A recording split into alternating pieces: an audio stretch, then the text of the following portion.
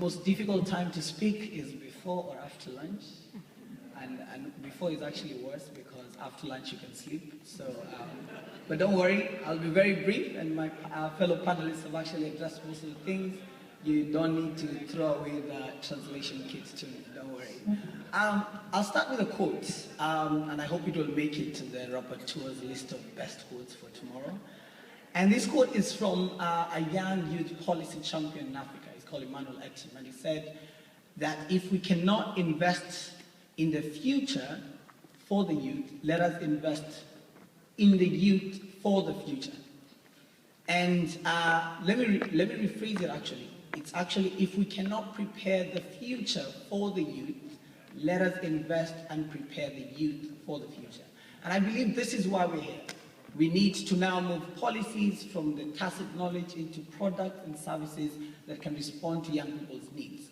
And I must begin by saying that young people are tired of policies and resolutions and declarations, and they want to see what is this what is this good document that we come up with? How can that translate into empowering me as a young farmer or a young entrepreneur out across Africa?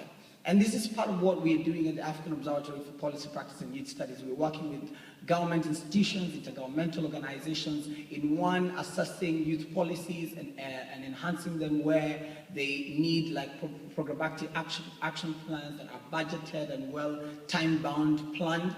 And also another very big project is on contextualizing the African Youth Charter, which is a legal document that enshrines the rights and responsibilities of young people to themselves, but more so contextualizing it and domesticating it at country level. We have over 34 countries that have ratified it, but there's no implementation plan for it, and this is where the gap exists. And young people feel like, we have a youth charter, it has such good rights, but what does it mean to me? They read it through and they're like, if this was a reality, my life could really be different. And I want to just take a few sectors and just show us where the gap has existed from the policy review that we did in a few countries, and also just share some of the practices, best practices in addressing some of these gaps. If you take agriculture, for example, a sector that employs over 70% of young people in the continent and is addressing very well the 60 to 70% unemployment rates among the 200 million young people in Africa. But as much as it employs these young people, what is the quality of this kind of employment? Where is this in terms of the rates of underemployment? But more so, it only contributes to 25% of Africa's GDP. And the reason for this is because we haven't yet leveraged the intellectual pool of human resource capital that exists among young people. The young farmer in rural Tanzania can be able to know the good policy that exists to empower him. And for example, at a continental level, when it comes to agriculture, there's a beautiful policy, and it's under the Comprehensive Agricultural Development Program in Africa, which stipulates that 10% of national budgets have to go to agriculture.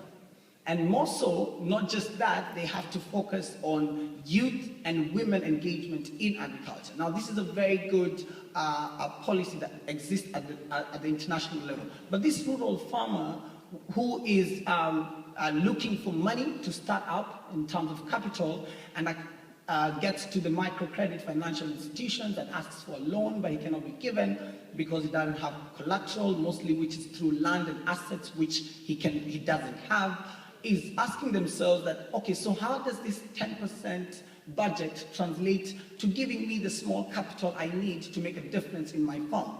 And we realize that it needs to be more practical when it comes down to empowering the young farmer.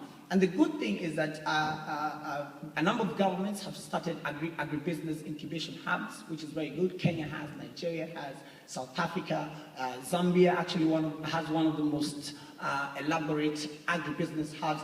And these are centers to develop the platform to bring up a conscientized mass of young people that are agripreneurs but know what they need to do. They know how to assess the policies, they know how to access the labor market, but more so promoting the agriculture value chain.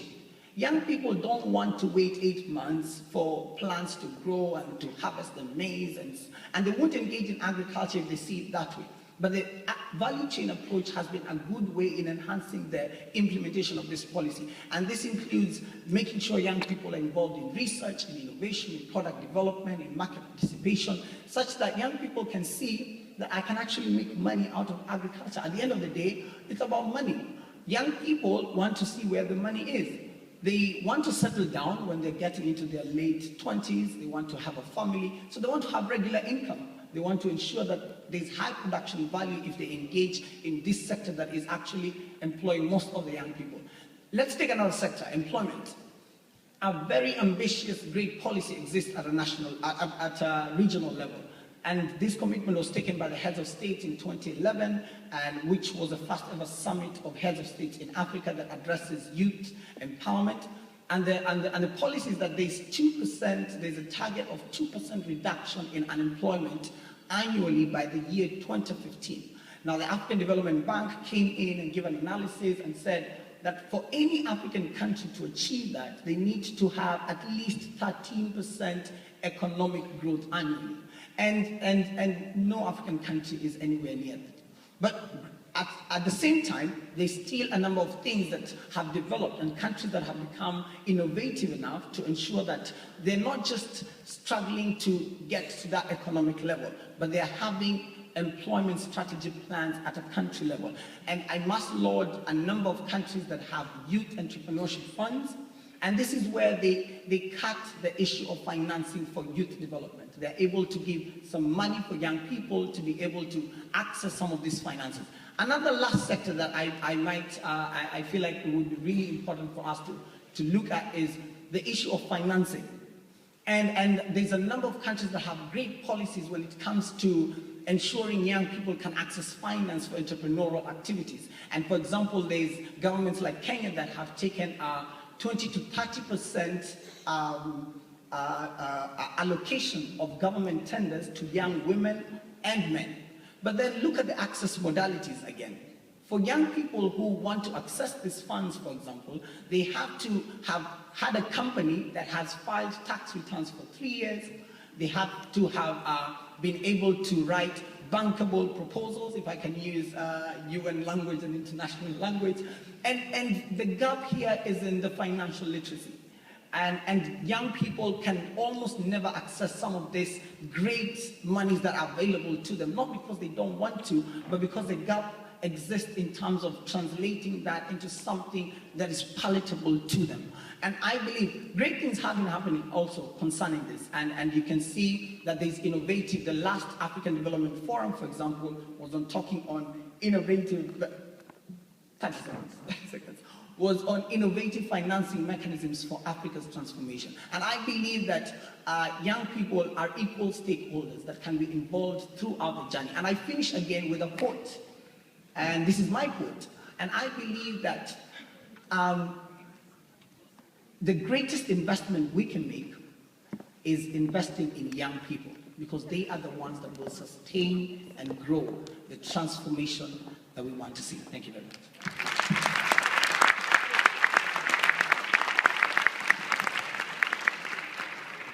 Thank you very much, Lawrence. And you have just proven what you said, why the investment in young people is important. And I'm sure that the African Union Commission is very happy to be working with you for their work on youth. So it's a wrap up.